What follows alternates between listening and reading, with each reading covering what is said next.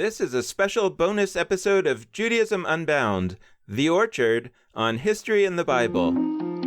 Welcome back, everyone. I'm Dan Libenson, and I'm excited to release another podcast episode about The Orchard, the Israeli novel by author Yochi Brandis that I had the privilege to be the translator of. And we're really excited to release another interesting discussion, this time on my favorite podcast, History in the Bible, with host Gary Stevens, who was really interested in talking about the subject matter covered by The Orchard, the dawn of Rabbinic Judaism, because it happens around the same time as the dawn of Christianity, and it's a great way to look into the reasons and the ways in which Judaism and Christianity diverged in the early days after the destruction of the Second Temple. The History in the Bible podcast looks at the history behind all of the episodes in the Bible, starting from the Hebrew Bible, which it just wrapped up, and all the way through the New Testament, which it's currently just beginning.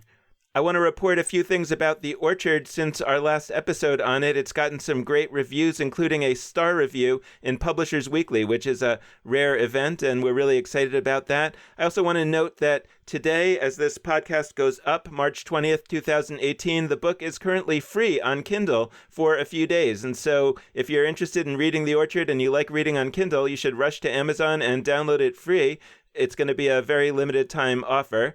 And if you do like it, we really hope you'll give it a 5-star rating and write a review on Amazon, because that'll help a lot of other people find the book. So we hope you'll enjoy this additional discussion of The Orchard on the History of the Bible podcast, and we're really grateful to Gary Stevens for doing this interview with me, and also for allowing us to release the podcast on our feed. So without further ado, The Orchard on History in the Bible.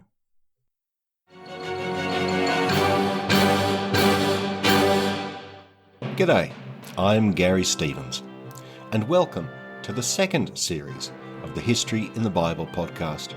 More of the history in more of the books in all the Bibles. In this bonus episode, I want to welcome back to the podcast Daniel Libenson.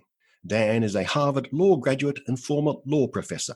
He's the founder and president of the Institute for the Next Jewish Future. Dan is a prolific writer and lecturer, a passionate activist who's determined to stir things up. He is the co-host of the Judaism Unbound podcast. While he's been doing all that, Dan found time to translate best-selling Israeli author Yochi Brandis' latest novel into English. In a previous episode with Dan, we discussed Yochi's earlier novel, The Secret Book of Kings, about the earliest kings of Israel, Saul and David and Solomon. Yochi upended the old biblical stories to show us the history that the losers might have written. Yochi's new novel is The Orchard. This time, Yochi has evoked the turbulent era after the Roman destruction of the Temple in Jerusalem in the year 70. The Jews were a people whose social structures, whose identity, whose great festivals, whose theology were founded on the sacred temple in the sacred city. The Romans crumbled that bedrock.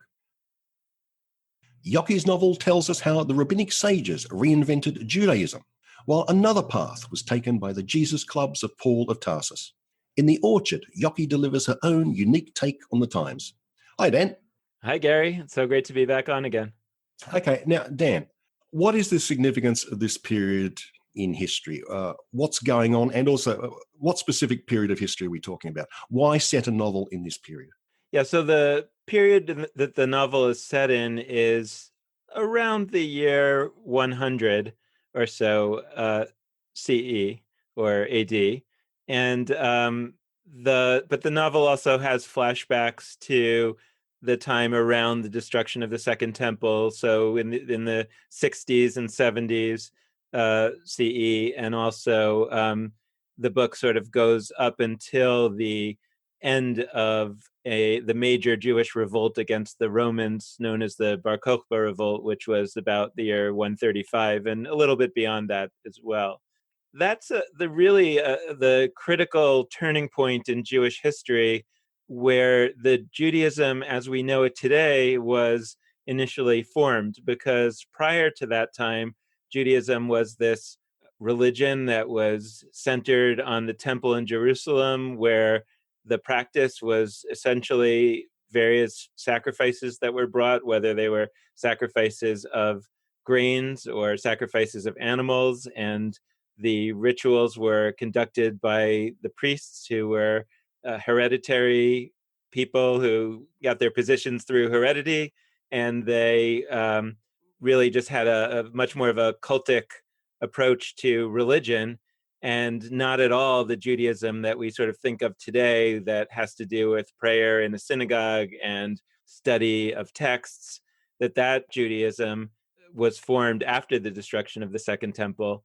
And really, when we say the word Judaism, and this is really, I think, was a big part of Yochi's agenda, that writing in Israel, where the secular Israelis often learn the stories of the Bible, but they don't learn very much about the stories of the rabbis and of the Talmud period, which is this period and later. And Yochi was kind of trying to say, look, the Bible stories are really important and they're great and everything, but that's not really what we mean when we say Judaism. That is kind of the pre-Judaism, the prehistory. When we talk about Judaism, we're talking about the religion that the rabbis created. And so it's important to understand that period and the beginning of that period. And that's what she's trying to accomplish here. And one of the elements that she's trying to really emphasize in the book is the revolution that was going on, that what the rabbis did ultimately was, that it wasn't just some kind of tweaking of that sacrificial cult in a time where after the temple is destroyed, okay, maybe we'll make sacrifices here and there in different places. It was a total revolution where Judaism was completely redesigned, and a lot of people, Jews and non-Jews, don't necessarily realize just how much of a break and how much of a revolution there was between Judaism version 1 and Judaism version 2. Yes, this is really a radical reinvention, isn't it? I mean, it's the biggest reinvention since Ezra's time and the return from Babylon. Absolutely, and it's hard to even know because the history is so sketchy. We don't really even know exactly how much even of reinvention there was back then at the time of Ezra, but seemingly quite substantial.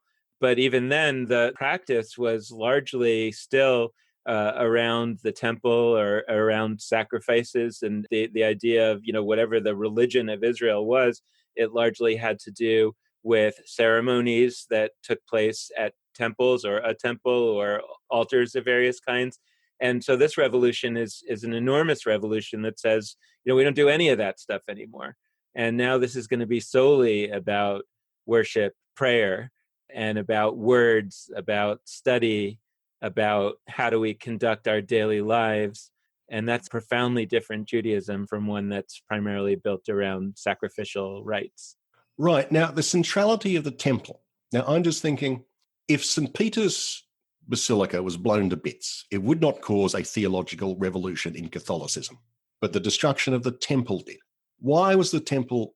Now, you've outlined a bit of it, but the sheer centrality of the temple to Jews, not only in Israel, Judah, but throughout the Mediterranean of the Roman Empire, it was the pivot point of Judaism, wasn't it? Well, that's a really interesting question. Yeah, I would say yes and no, right? So because we know from the evidence, right, that the temple was destroyed and Judaism didn't go away. So there was a nascent alternative, right? The rabbis didn't invent it out of nothing starting in the year 70. There was something going on, perhaps as early as Ezra's return from the Babylonian exile, or the earlier returnees from the Babylonian exile.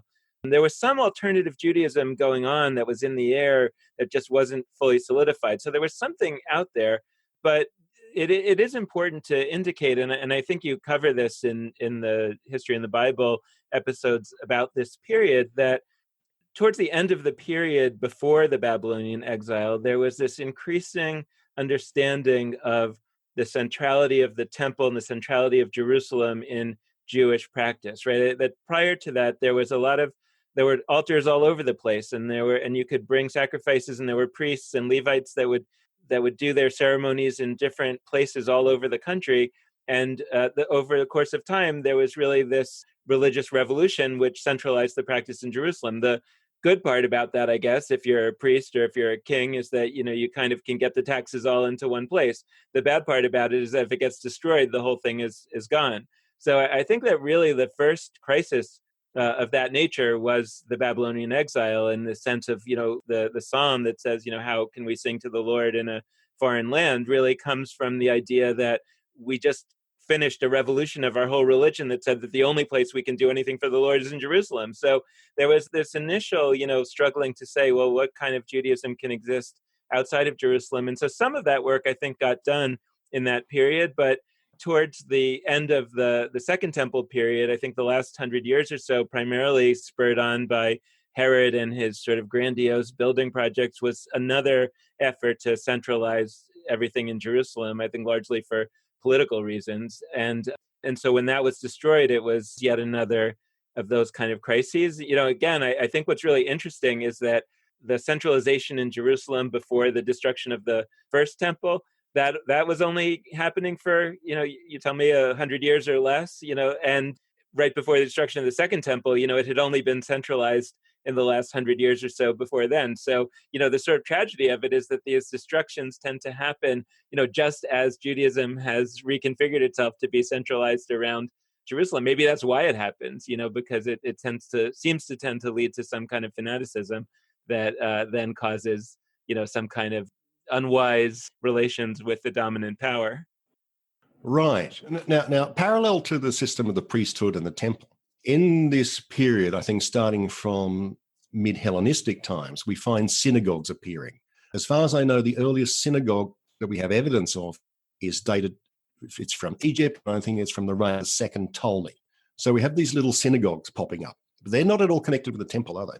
No, and I'm not really a big expert on this, but we had a guest on our podcast a few months ago who's a historian named Barbara Tita, and she was really pointing out that when there are synagogues that are around in that time when the temple is still standing, there are no rabbis yet. By definition, the rabbis only sort of come about at the time after the destruction of the temple. So what was going on in these synagogues at that time? Who was leading them? Were they, and her point of view is that they weren't services that were going on there. The synagogues were more like kind of community centers where the Jews who were in these diaspora communities could get together, could do some business together, could just have social get-togethers. Maybe there was some kind of religious practice of some kind, but nothing like what we would associate with a synagogue today.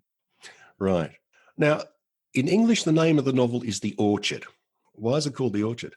Well, so in Hebrew, the novel is called The Orchard of Akiva, and the central character in the orchard is Rabbi Akiva. And there's a famous story in the Talmud, a cryptic story about 4 sages who enter an orchard. Now, an orchard in Hebrew is pardes, which also is related to the word paradise, and I think a word in Persian that is very similar. And so there's an idea that, well, maybe it's an orchard like with trees, but there's an understanding that it's a mystical, occultic sort of orchard, right? That there's some kind of mysterious place. The famous story in Judaism from the Talmud is that 4 sages entered into this orchard, and one of them died, one of them went insane, one of them became a heretic, and one of them, Akiva, only Akiva, came out in one piece. And nobody knows. The Talmud is extremely unclear about what this orchard was, what happened there, why did it have these effects on these people.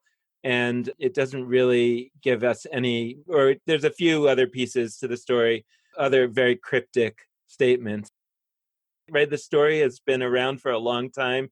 It's kind of in some way been very, it's one of those stories that people tell and have not forgotten, and yet there's so little information about it. And so one of the agendas of the novel is to hypothesize what might have happened in that orchard, or what might these sages have seen that would have had such a dramatic effect on them, and also to question, did Rabbi Akiva actually come out in one piece or not? Or was Rabbi Akiva also damaged in some way?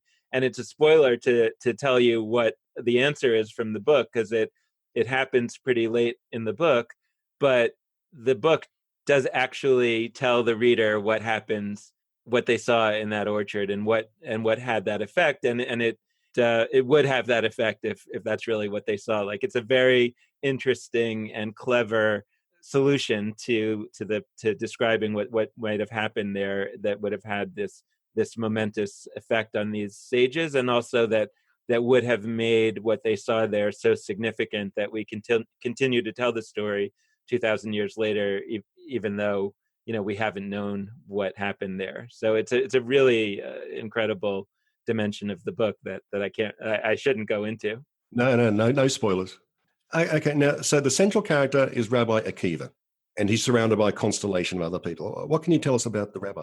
Well, so Rabbi Akiva is kind of one of these huge, enormous, important figures that's associated with the beginnings of Rabbinic Judaism. In fact, there's a famous story in the Talmud where when Moses is on Mount Sinai receiving the Torah from God, in the original on Mount Sinai right after the Exodus, it's sort of a interpretation of what's going on there, a midrash, which is kind of an additional story that's kind of told about that period. So the Talmud tells the story that Moses is sort of waiting around, and God is just kind of decorating the letters as he's writing the Torah, and Moses is getting impatient. Like, why is God taking so long to write each letter? Why is he decorating them with these little crowns on the top of the letters? And God says, ultimately, the reason that I'm doing it is because this man Akiva is going to come in a few thousand years, and he's going to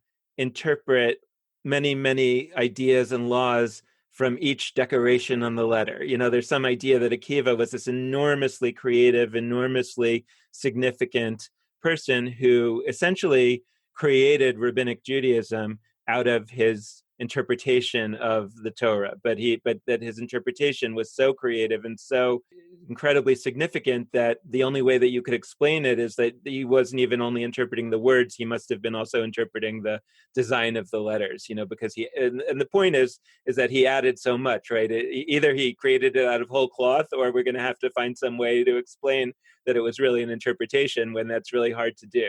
So that's the kind of the level of significance that Akiva has in Rabbinic Judaism. And the interesting story that's told about Akiva in the Talmud is that he was a ignorant, illiterate shepherd until the age of 40, that he didn't study anything, he couldn't even read. He was the child of converts, so he didn't even grow up culturally Jewish. And this is the guy who creates Rabbinic Judaism, who creates the Judaism that we inhabit today. And that the way that he was kind of discovered was that a woman who was the daughter of a very, very wealthy man, who was the supervisor, who Akiva worked for this man as his shepherd, and his daughter saw in him this potential, this incredible mind, and she taught him to read, and she pushed him to go and study and become a rabbi. And sort of it was thanks to her that this incredible creator was discovered. So the book kind of tells the story of Akiva, who he was and how did he go from being this illiterate shepherd to becoming Rabbi Akiva, and also of his wife, who was this woman.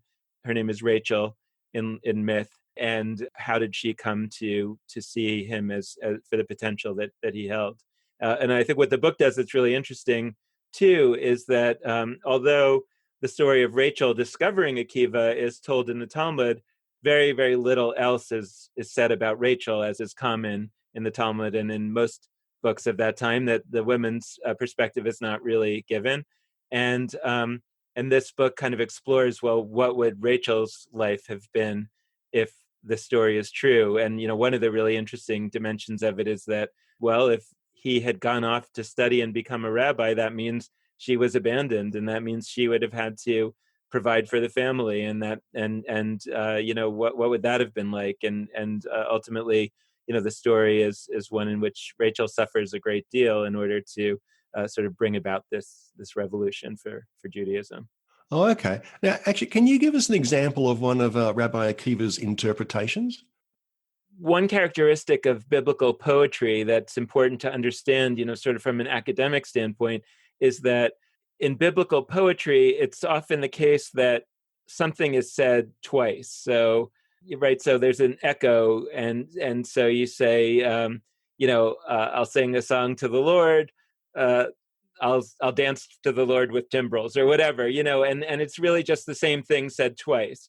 And that's a characteristic of biblical poetry. So there's this one part of the Bible where it says that, God came from Sinai and he also came from Paran or whatever. And right. And, sort of a typical interpretation of that would be something like, well, he came from one place and he went around and then he also came from the other place, and you just kind of find some way to reconcile the two, or just say, well, that's how poetry is, and it's just kind of echoing. Akiva in the book and in the Talmud kind of interprets this to say that what's being described here is essentially that he's coming from one place to the other. And where do we see that a person walks from one place to the other? It's when a groom walks down the aisle at his wedding. And so if this is how it's being described that God was doing when he gave the Torah, it must be that when the Torah was given, it was actually God marrying the Jewish people, right? And that because God has married the Jewish people, we have a relationship with God that is of the nature of a marriage, right? And that therefore, either we are more special than other people, or we have more responsibility, or whatever the exact idea is coming out from there. Akiva is just taking some really what really is probably a meaningless piece of poetry from the Bible that was just meant to sort of emphasize a point, and he's deriving some huge new idea out of it. In the book, I think this particular part establishes, why we can't include the Nazarenes or the Christians into the Jewish community, because only we married God, right? And kind of one of these things where they're doing a very momentous thing, which is sort of dividing the Jews and the Christians based on this very obscure sort of way of interpreting. Oh, okay. It sounds a bit like allegorical interpretation or something. Yeah, it's in that zone, although I think it's much more about wordplay than allegory, and that's the characteristic of Akiva. Now, Akiva is surrounded by a whole cast of characters in the novel. Can you tell us a bit more about the other rabbis? Yeah, well, it's an interesting group, and one of the things that I think is really special about the book is that a lot of these rabbis, you hear various little stories about them, but the Talmud doesn't connect them, right? The Talmud is not a historical document, and it's not really even a storytelling document. It's a hodgepodge type of document that includes a lot of little stories. So, scattered throughout the thousands of pages of the Talmud are these little snippets of stories of these different rabbis.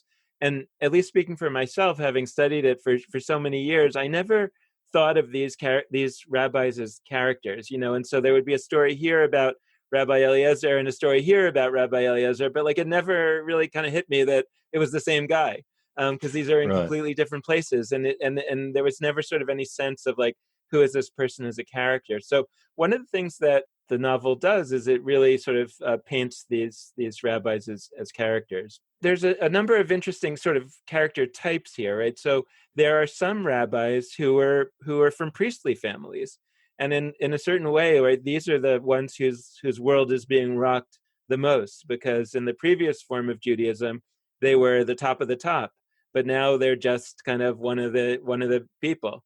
And there's some jockeying in the book about, the rabbis that used to be priests, they're sort of still trying to establish some rules and regulations that would kind of make things accord with their view. And Akiva, here's this upstart who is who's barely a Jew, and he's trying to tell us that we're not at the top anymore, and there's that's sort of an interesting dimension that's brought. So there are two schools of thought in early rabbinic Judaism that are known as the school of Hillel and the school of Shammai. And these are kind of the more liberal and the more conservative schools of thought. So one of the other major themes of the book is to look at the different rabbis and how they line up through these schools. And these are some of the sort of famous names from Jewish lore, but people don't really know them as characters. So there's a rabbi named Rabbi Joshua, who's part of the school of Hillel, and a rabbi named Rabbi Eliezer, who's part of the school of Shammai. And there's a lot of these characters that sort of sort themselves out. One of the most interesting characters and a significant character in this book, as well as in the other most famous novel of the Talmudic period, which is called As a Driven Leaf, which I believe was written in like the 1950s. The main character there, and a very important character here, is a rabbi named Rabbi Elisha ben Avuya. And he is known in Jewish lore as, quote, the other. In other words, he was excommunicated from the Talmud such that they don't even say his name. They only refer to him as the other because he was some kind of apostate, some kind of heretic. Right? He is one of the four that went into the orchard, into the Pardes, and he's the one who came out as an apostate, hating God, as a heretic. And, it's interesting because both this book and As a Driven Leaf paint him in a very positive light and really try to understand him as a human being. And why would somebody start as a rabbi and come to become a heretic and to hate God? And how can we see him as a person who really was struggling and came to a certain conclusion? And so he's a very interesting character in this book. But we don't know much about him. We don't know much for two reasons, right? One is that we don't know much about a lot of the folks in the Talmud because there's not that many stories. But the other is because he was really, the Talmud tried to excommunicate him, to try to blot him out. And there are a few stories where they couldn't because he was known to be one of the four that went into the Pardes, for example. And so instead they refer to him as Acher, or the other. Yeah. He couldn't be a proxy for St. Paul, could he? Who knows? Anything's possible. He's not, I've never heard that, but it's really interesting to think whether some of the early Christians might have been some of these folks. It's really interesting. Yeah, what interests me about the period is the new structures crystallizing out of Judaism and the new social groups, of which the Jesus clubs would have been just one group, and how they eventually crystallized out to form a completely different set of factions and structures compared to the Second Temple period. Right. And, and it's interesting because there were, I think, two kinds of Jesus clubs, right? There were the Jews who had Jesus clubs, and there were the Gentiles who had Jesus clubs. And one of the themes in this book is the response of the early rabbinic Jews to the Jesus clubs, the Jewish Jesus clubs, and to say, should we accept them as one form of Judaism, or should we divide from them? And I think that ultimately in the book and in real life, they decided to divide from them. And I think that at that point, the Jewish Jesus clubs sort of, I don't know, probably better than I what happened to them. I mean, they certainly didn't become the dominant place from which Christianity grew. I don't know if they sort of faded away or if they ultimately somehow merged with the Gentiles. One of the things I found in my podcast is that sometimes I'll have a question, and to me it seems like a really big question. And when I try and investigate it, I find nothing. No one else seems to regard it as a big question. There seems to be no research about it. There seems to be nothing. So one of these questions is, to me, everything we know about all the books of the New Testament is that they were written in Greek. Every single fragment of papyrus we have, even the very earliest, is written in Greek. We have nothing in Hebrew and Aramaic. So to me, that says that the Jewish versions of the Jesus clubs disappeared very, very, very early, and it became a mission purely to the Gentiles. But I've never seen anyone comment on that fact. I mean, why don't we have Aramaic or Hebrew scraps? And as you say, what happened to the Jesus Club faction, which was led by Peter and James the Just? It must have gone very, very quickly. Or they didn't create texts, right? That the texts were written at that time by elites, right? By scribes. And I wonder if I don't know if we know anything about the Jewish Jesus clubs, but perhaps they were people from the lower classes. That's entirely a possibility. That's entirely a possibility. Perhaps they did have texts, but they just haven't survived. Mm-hmm. I would have thought by the time of the the second revolt, the Bar Kokhba revolt, they would have been extinct. Right. But it's interesting, right? Because and this is something that you covered on History in the Bible, the fact that, for example, the Book of Jubilees, I think, right, and a lot of those other parabiblical literature, that unless if the Dead Sea Scrolls hadn't been discovered, we would have thought that they didn't exist in Hebrew or Aramaic, but it turns out that they did. And but the only reason that we know that is because they happen to have been important to a particular group of people who lived in a particularly good place for preserving papyrus or documents, and they survived, and then they were found. And so right. I mean, the thing is, it's possible that there were these Hebrew Christian texts, and they just kind of didn't survive. But I think you're right. That must mean that if they existed, they only existed for a very short period of time. Yes. I find it interesting that in Rabbinic Judaism, as far as I know, there is zero evidence of influence of the vast apocalyptic literature, which, thanks to discoveries in the mid-20th century, we now know was all over the place. Books like Jubilees and First Enoch. They must have been not major movements, but they were at least a sort of rivals to the Essenes or the Sadducees and Pharisees. But none of that went through to Rabbinic Judaism, did it? I think I'm not a big enough expert to know, but I think, it seems not, and I take your word for it. I mean, I think that you've done a lot better research there than I have. It raises for me one of these questions that our guest on Judaism Unbound, Barbara Tita, had brought up, which was raising the question of how much of the history that we believe is history about the origins of Judaism, how much of it is real history? How much of it really happened? Because the first Jewish texts that I think that we have from the post-destruction period is the Mishnah, which was codified in something like the year 200.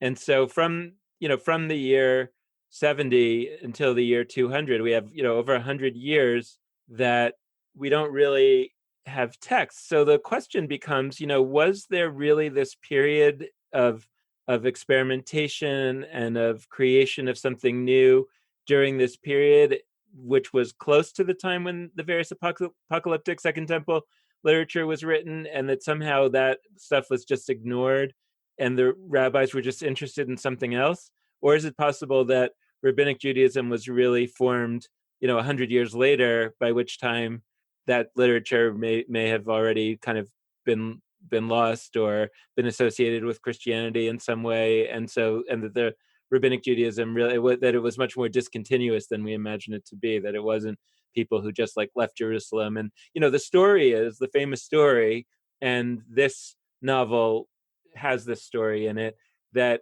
there was a great rabbi named Rabban Yochanan ben Zakkai, and he was the last of the students of Hillel, who was the previous generation. And that when Jerusalem was destroyed, or right before Jerusalem was destroyed, he kind of knew that it was coming, and he had himself smuggled out of Jerusalem in a coffin, which is also kind of symbolic, right, of the death of the previous form of Judaism.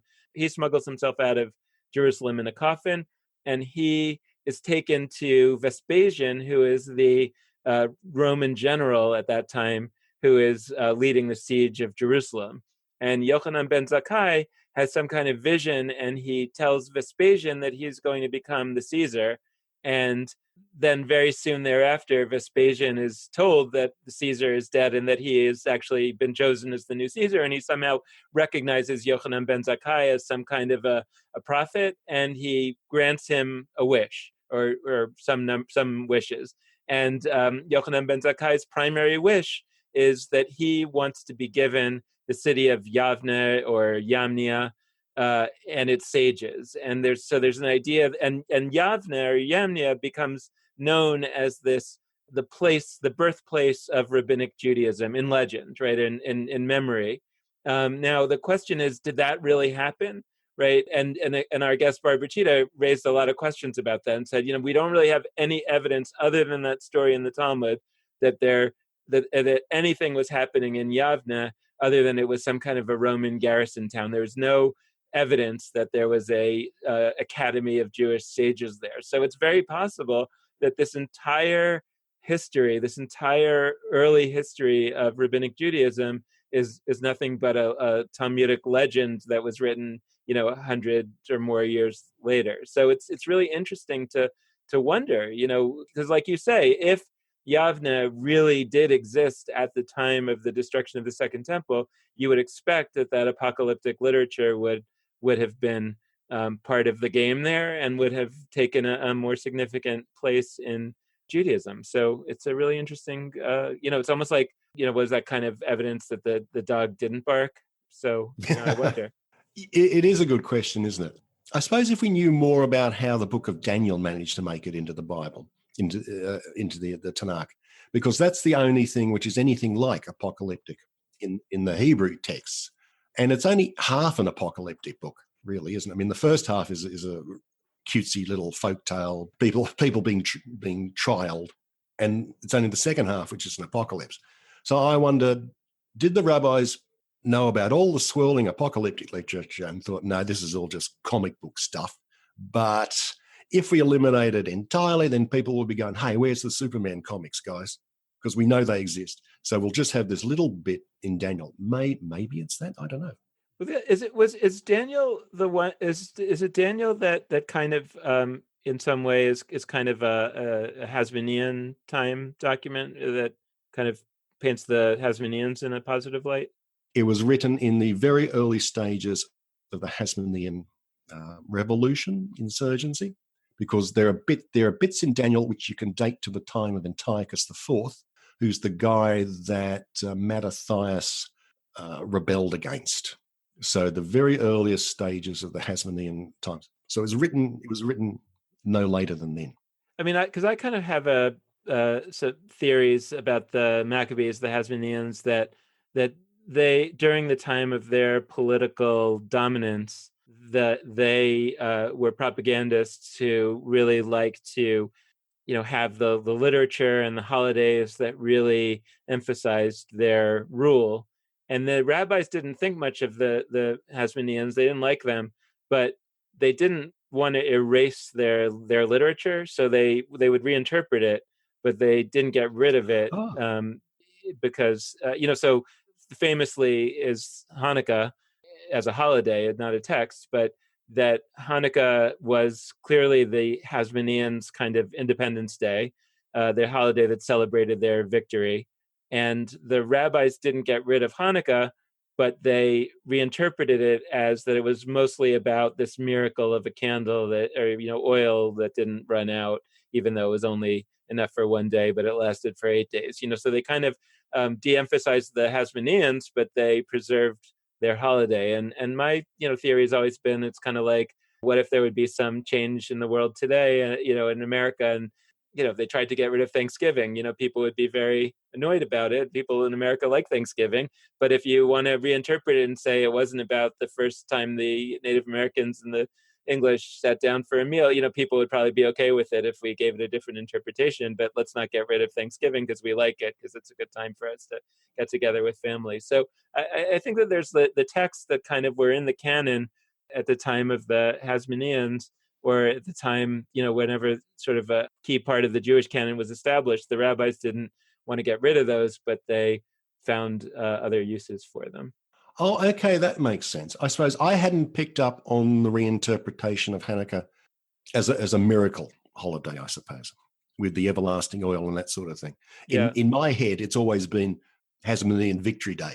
Yeah, so it's very clear in the Talmud that the rabbis do everything that they can to de-emphasize the Hasmonean victory, and actually that the Hasmonean victory has come back as a key element of Hanukkah in the 20th century, largely because it served the sort of national political needs of the Israelis, because they were looking for a holiday where Jews won, basically. And so there aren't that many, and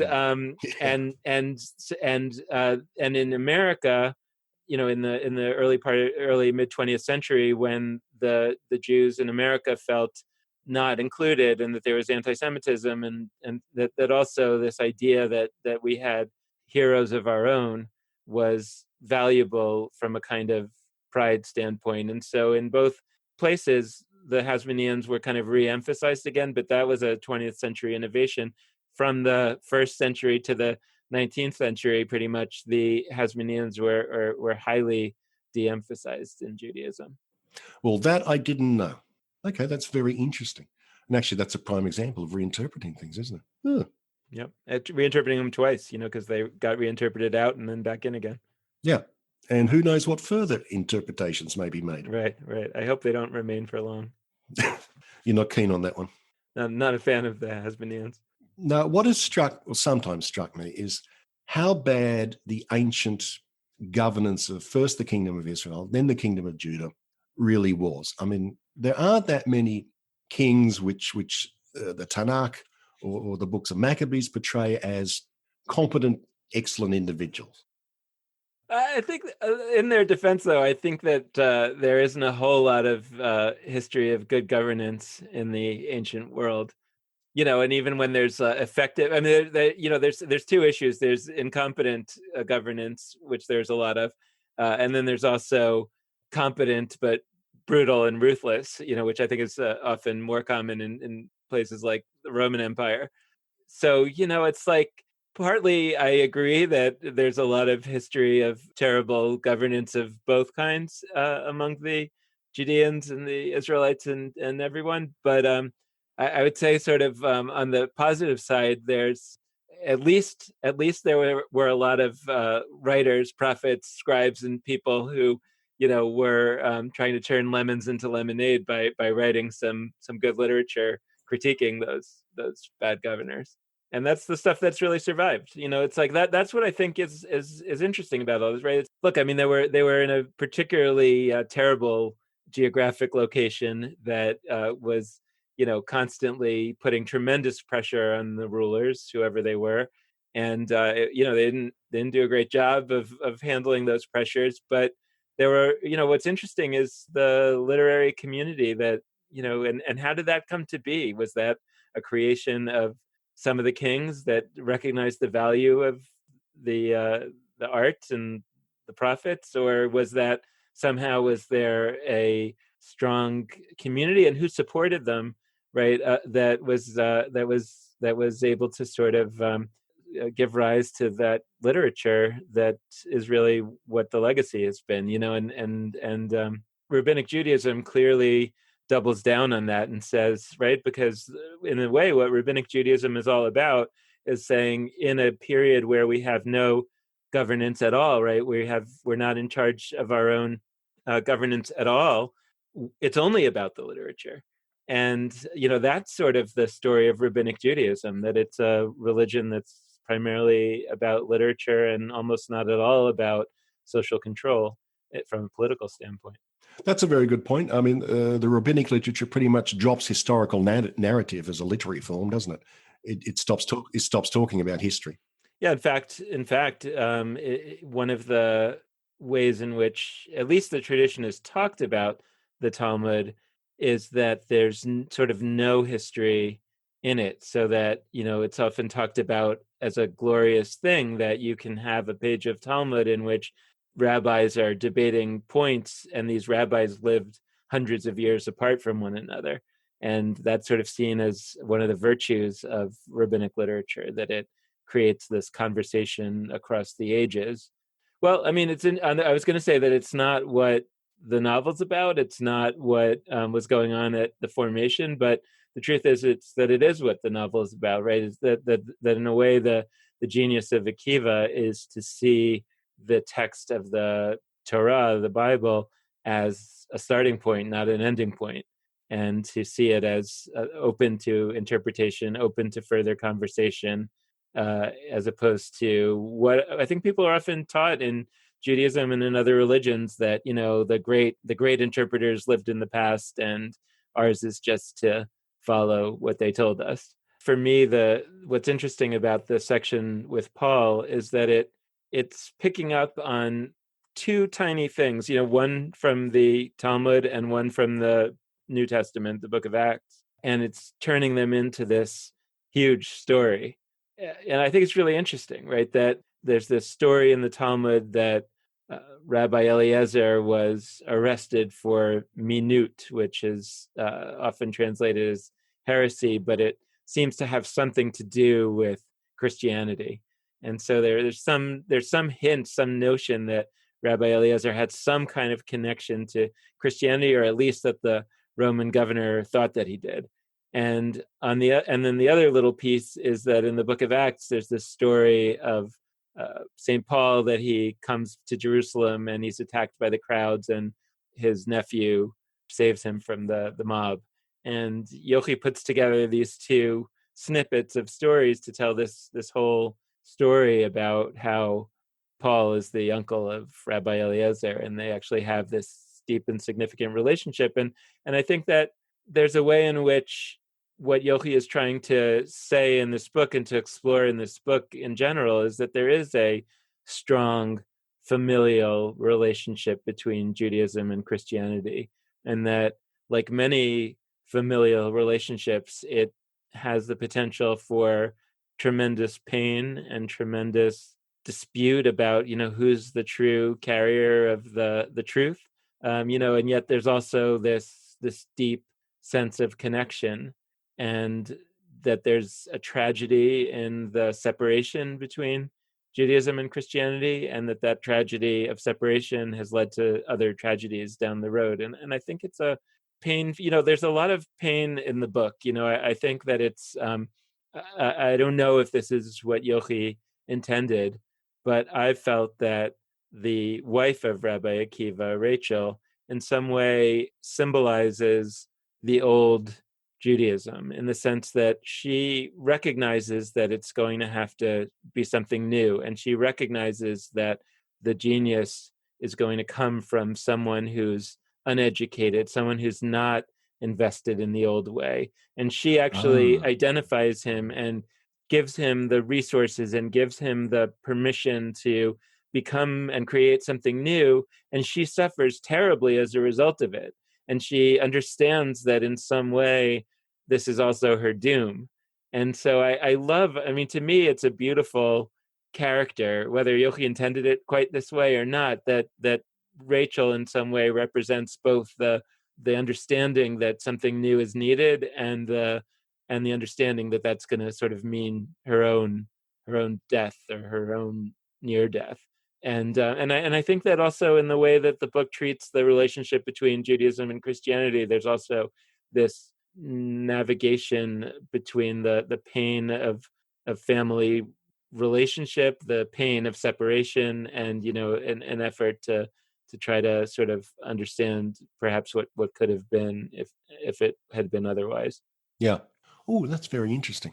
Now, when you were translating this, did you find any particular issues or problems? Because you're obviously fluent in both Hebrew and English.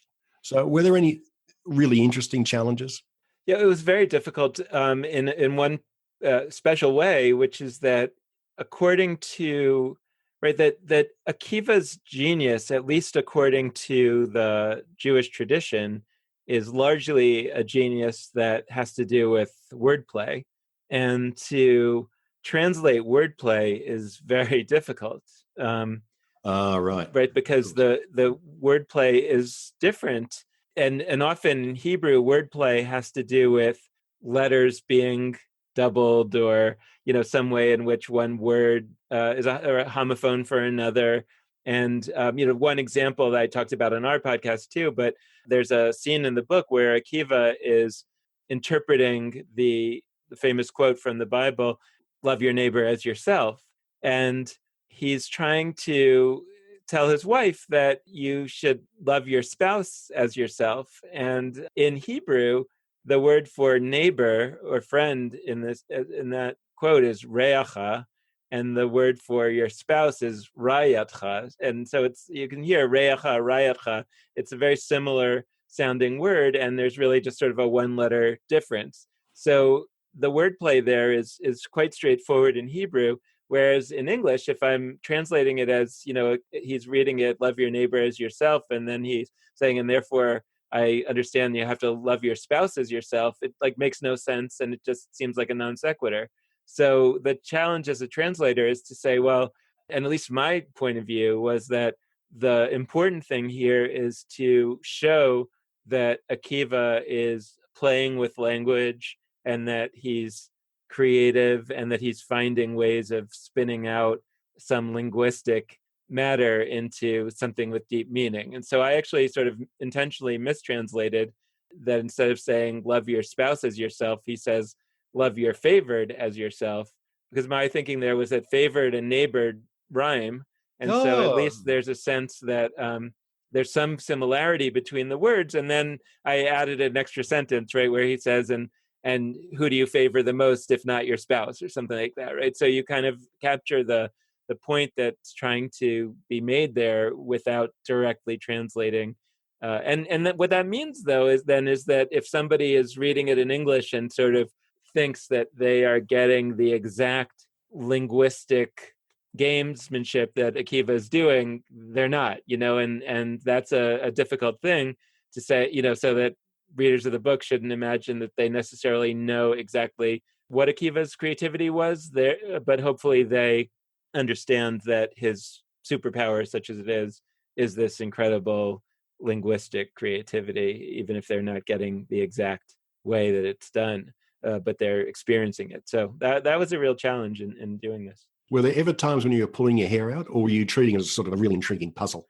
It was mostly a really intriguing puzzle. I mean, it was one really almost pull your hair out part, was that in the very beginning, when Akiva's wife Rachel is sort of recognizing his genius, there's this kind of a last will and testament, a one-line will that he is trying to interpret, and the way to the sort of secret to his interpretation has to do with moving a comma from one place to another place, and so that changes the way that the sentence is read.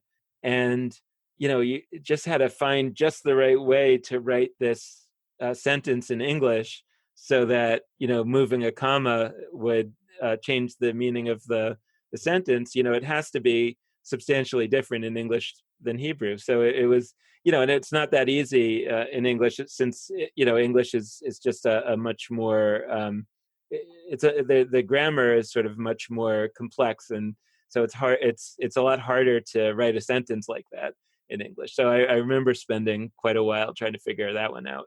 It must have been a very challenging and fun project. It was a lot of fun, and it for me the real exciting part was getting to know the characters and getting to see how these stories that I had known, many of them, not all, but as you start to see, whoa, that story, I didn't even realize that the character, the sort of peripheral character in that story was this rabbi that I knew something else about, and it starts to be consistent. And in fact, one of the really interesting scenes in the book has to do with the first ever Passover Seder. Passover Seder that most Jews are used to attending today, when they open up the Haggadah, which is kind of the guide to a Passover Seder. There are a lot of these little stories of rabbis talking to each other and interpreting different passages from the Bible that have to do with the Exodus. And it's all very kind of arcane, and most Jews that are having a Passover Seder just skip that part. Like, nobody really understands what it's really there for. And Yochi spends a good chunk of time explaining that scene, basically, and showing how these rabbis are sitting down to the first Passover Seder after the destruction of the temple, and are really trying to figure out what should we do now that there's no time, what should the Seder look like. And so each of those elements is explained, and it's also very consistent with the characters that she's drawn in the book over time. So now when I sit down to Passover Seder and you read those parts, all of a sudden it has real meaning, and you kind of realize it's not just these names of rabbis that are making sort of irrelevant and out of nowhere kind of comments. You're actually sitting there and you're kind of understanding, I know, I understand why this rabbi was reading it this way. And I understand what's going on here. So that was a really exciting part for me to sort of put together all kinds of elements of Judaism that I'd sort of experienced or heard, but not really sort of understood. I hope that'll be the experience for readers. Now, is this one of the reasons why the book's been so popular in Israel? I think that in Israel, the there's a little bit more than in America, that some of these stories and some of these phrases from the Talmud have sort of crept into the culture. I suppose that it's you can sort of understand. I'm not sure what they are off the top of my head, but there's various kinds of phrases, or like "spare the rod, spoil the child," or something that we kind of we know, like they're sort of in the zeitgeist in English. You kind of where do they come from exactly? We don't know what and so a lot of ancient Jewish sort of phrases like that have sort of found their way into modern Hebrew, and so I think one of the cool things that this book does for Israelis is it kind of shows them the origins of these little things that they say every day, but don't really even know why they say them. I think that's a little bit less true in America, even among the American Jewish community, because the phrases don't have quite the same role in everyday conversation. So I think in Israel there was an added level to that, but I think what's really interesting in America is just that we do know a lot of these stories, like the stories from the Passover Haggadah, and I think that to my mind, the early relationship between Judaism and Christianity is particularly interesting to Jews and Christians living in America and living in other countries outside of Israel. I just say in closing that there's very, very little literature, by which I mean novels and even short stories in English, and I think actually in Hebrew, about the Talmudic period.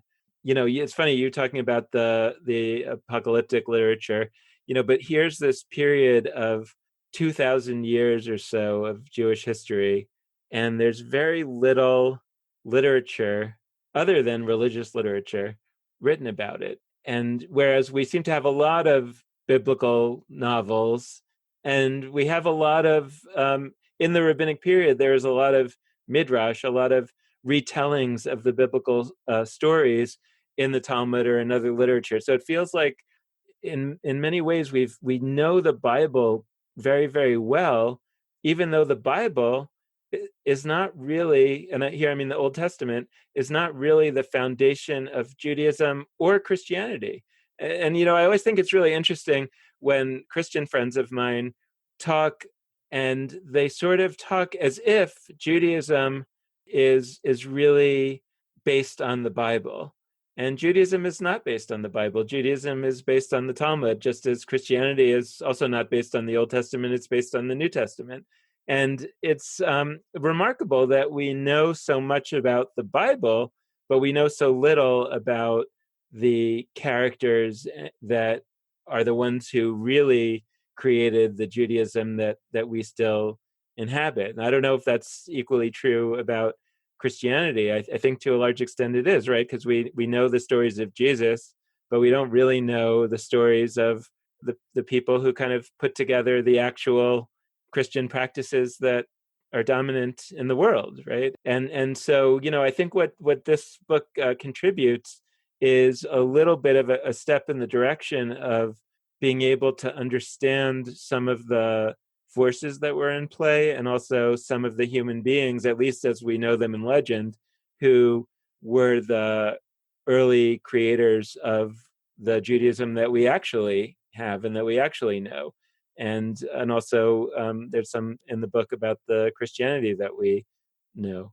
So I really I really think that one of the most exciting things for me is about this book is that it exists. That it's Yeah. that it's one more piece of information that some of us can get to sort of try to wrap our minds around what this whole thing is all about. And the last thing I'll say is that the reason why I really wanted to translate this book and to have this book available to English speaking readers is because of its making clear just how revolutionary the development of rabbinic Judaism was as compared to the Second Temple Judaism that preceded it.